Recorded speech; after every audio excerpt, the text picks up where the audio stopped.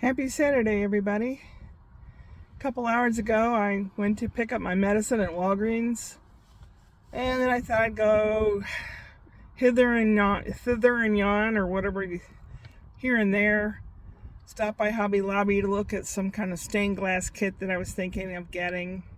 And I wasn't happy with the way it looked in real life, and then I went over to Wally World. I got some Christmas wrapping and some things so that I can mail off my little storybook to my friend Jane. And I also stopped by Kamala Harris shirts and buttons, which I have one right here. Kamala. And it said honk if you're going to vote for Kamala. And people were honking. There were people shouting out obscenities too going by, but I stopped and I walked over to them and talked to them for a while, and they're going to have a march in a couple weeks, which I might go to. That'll be interesting. Then I stopped by Best Buy and was looking at laptops, and I'm talking to a kid, and he said that whatever it is, version 11 is coming, and support for any version less than that is going to end by the end of next year. So I can either load that into my computer if it will hold it, or have to buy a new one. So I was looking at computers, and they're pretty much, they're all the same pretty much. They're not taking SD cards like they used to. My camera was left in Canada accidentally. I might get another one interim. I don't know. I bought a little doodad that she'll be able to take things off my phone and put it in the computer, and I might be able to edit them that way. So we'll see. Things, well, they could only look up from last night. Last night I had a dream about my soulmate. I'm sure he was my soulmate. Bear Corrado, the Italian guy that I saw for 10 years. We had a great arrangement. He had a better one. He had many women, and every day of the week he could have free food and whatever he wanted. But I was usually his Wednesday girl. And then sometimes more often, and he was my consigliere on things, and I was his consigliere on a few things. And we had a lot in common. So much that I should have belonged with him. But life and other things got in the way. He had leukemia and he died. That's 14 years ago. I had a dream about him, and I wanted to be with him, and he was shunning me away, and some stupid bitch was in the way, and he was like ignoring me, and I cried. I was crying so hard, my heart was crying. I woke up crying. At 3 a.m, I was just sobbing. And I laid in bed and started talking to myself like I do sometimes. I have so much in my head, I just sit and talk to myself and sort things out that way. I don't do it in public, at least I try not to. And then I felt better. And I got up and I ate something, sat to watch TV a little bit, and I fell asleep in the chair. And I had another dream about him. This time, he told me he loved me over and over and over, and he hugged me. We hugged and hugged and hugged. And when I woke up, I felt so much better. I miss him so much. I miss that physical touch. Yeah, I go out looking.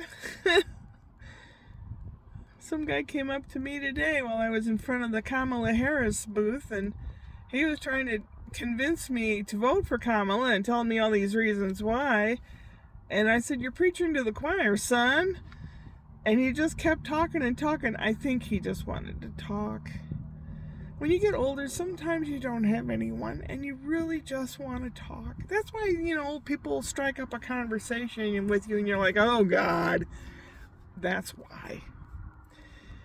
I have things to do at home. I got some wrapping paper for the Christmas presents, and some packaging things to send off Malcolm the Moose stories. Uh, not much else, really. I need to go home and do stuff like cook several meals, or Ashley was in a really shitty mood. She was cleaning off the back patio, and I was going to give Spencer the Malcolm the Moose book that I had for him. He was out driving his little vehicle, and he got stuck in the rut in the backyard, and he goes, "Help, help, help." And then his mom was just cleaning off the back patio, and she was not in a good mood. And I said, "Oh," and I went out to him, and I'm sure she was not liking that. They don't want me to be so bothersome. I'm pretty sure that's what it is. Whatever bothers her, she tells Brian, and Brian has to tell me. So Brian swallows a lot of the crap and then has to tell me.